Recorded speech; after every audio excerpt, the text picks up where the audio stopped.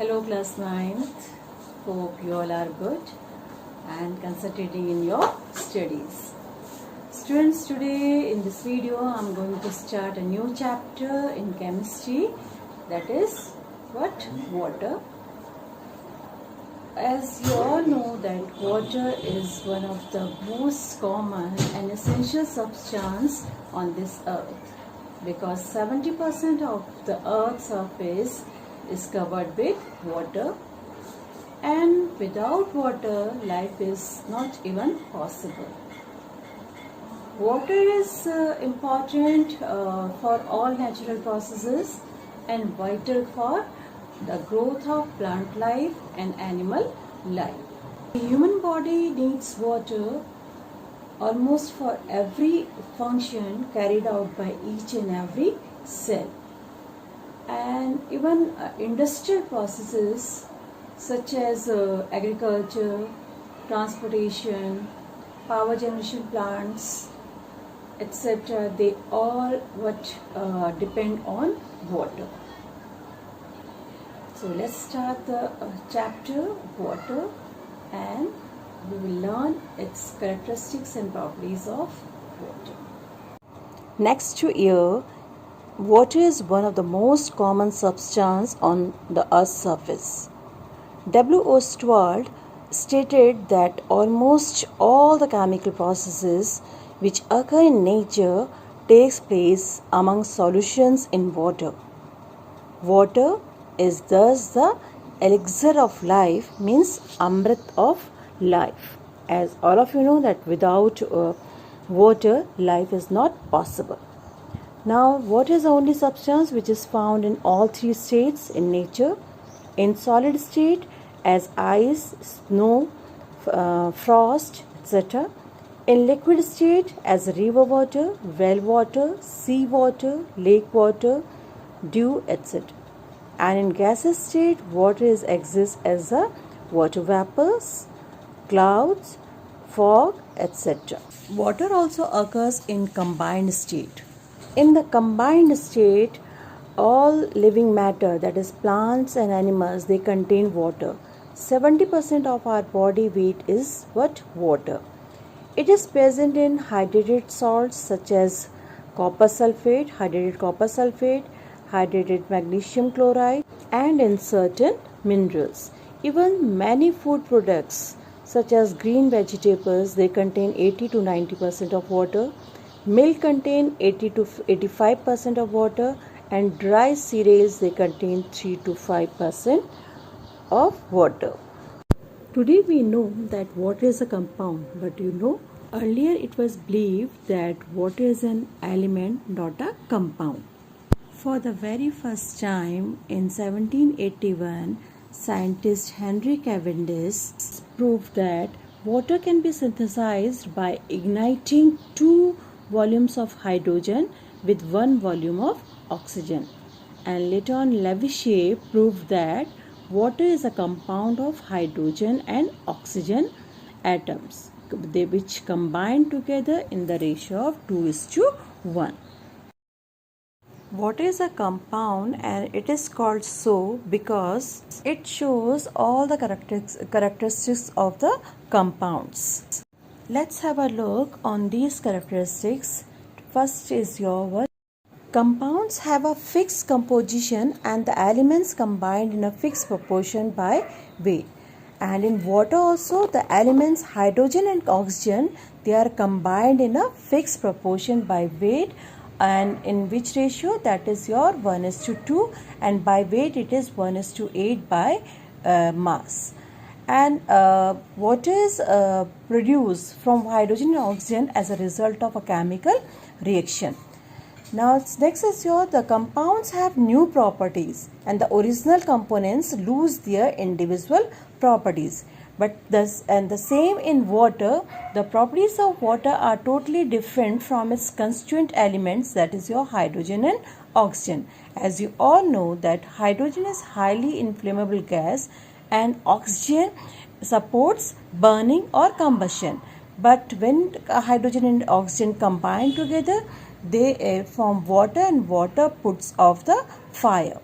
Now next is your what? Components of compounds can be separated by chemical means only and not by the physical means. The same way the components of water cannot be separated by physical means. They can be separated only by chemical means. And water has fixed freezing point and boiling point. And when water is produced from hydrogen and oxygen, energy is given out. So from these points, it is clear that water is a compound, not an element. Everyone knows that water occurs in nature, in rain, well, river, sea, etc. But do you drink this water? And the answer is no. So water is of two types, natural water and treated water. Natural water is a water which occurs in nature in free state. That is your rainwater, well water, river water, spring water, lakes, sea and sea water. Right? But this water is not good for drinking.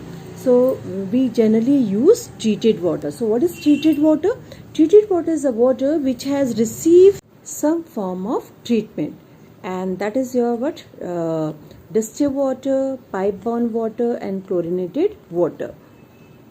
Distilled water is the purest form of water used for only qualitative analysis in chemical laboratories. And it is prepared by condensing water vapors or steam. And it is soft water and free from all solutes. But it is not good for drinking. Why? Because it doesn't contain any minerals and gases. Right? Now next is your what? Potable water. Potable water is a water which we use as a drinking water. It may be pipe-borne water or it may be chlorinated water. Actually, it is prepared by filtration followed by chemical treatment of water, and it is free from bacteria, but it contains all essential mineral solutes and gases. Now next is your what? Chlorinated water. The water which is used in swimming pool is called chlorinated water, as chlorine is used to kill germs. As you all know that we used a lot of water in our daily life, but it never finished. Why? Just because of this water cycle in nature. So what is water cycle? It is actually the circulation of water from the earth's surface by the process of evaporation to the atmosphere and back to the earth by the process of condensation is called water cycle. The water present on the surface of the earth by gaining heat energy from the sun get evaporated and change into water vapors. The same way but aerial parts of the plants, they also lose water in the form of water vapors by the process of transpiration. These water vapors, being lighter, goes in the upper atmosphere and condenses and form clouds because of less temperature over there. And after that they get precipitated and fall on the earth in the form of rain, frost, snow, hail, etc. And water again come back to the earth. This cycle is continuously going on and thus maintaining the amount of water on earth. Water is a universal solvent. Why? Because water has the ability to dissolve a large number of substances, for example salt, sugar, etc. And it also dissolves a large number of gases, that is your hydrogen chloride gas, ammonia gas, sulfur dioxide gas, etc. Hence, water dissolves almost every common substance and is therefore called a universal solvent. Next is your solution. Now, when we add salt to water, what we get? We get salt solution. And the same way, when we add sugar to water, what we get? We get sugar solution. So, the question is, what is solution? Means when solute combine with solvent or when solute mix with solvent, then we get solution. So what is solution? The homogeneous mixture of solute in a solvent is called solution.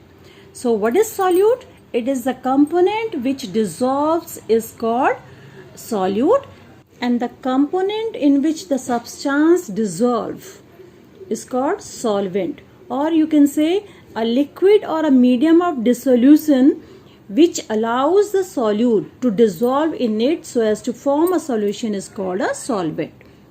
Now there are two types of solutions. One is called aqueous solution and another is called non-aqueous solution.